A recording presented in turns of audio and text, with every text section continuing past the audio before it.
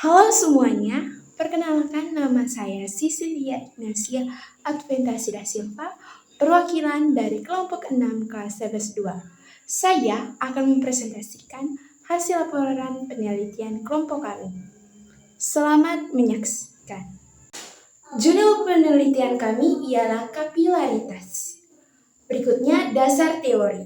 Kapilaritas adalah fenomena naik turunnya permukaan cairan dalam pipa sempit atau disebut juga pipa kapilar.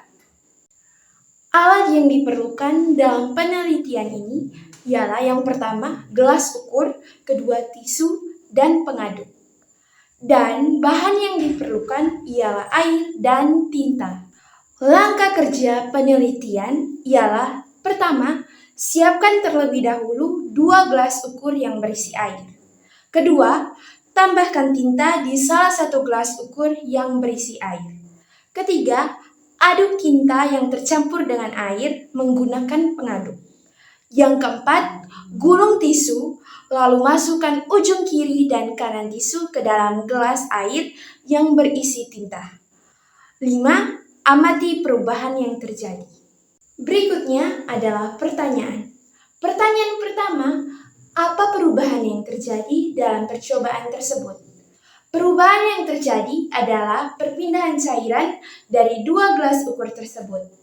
Gelas ukur yang berisikan air dan tinta berpindah ke gelas ukur yang berisikan air, sehingga gelas ukur yang berisikan tinta mengalami penurunan cairan, dan gelas ukur yang berisikan air mengalami kenaikan cairan.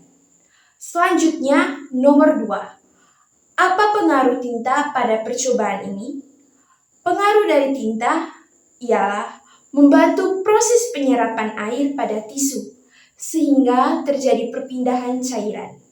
Semakin pekat tinta, maka semakin cepat perpindahan cairan. Begitu juga sebaliknya. Dari percobaan ini dapat disimpulkan bahwa kapilaritas adalah fenomena fisika, di mana cairan seperti air naik ke dalam sebuah tabung sempit atau rongga kecil melawan gaya gravitasi. Hal ini terjadi karena adanya gaya adesi antar molekul-molekul cairan dengan dinding tabung atau rongga tempat cairan tersebut berada.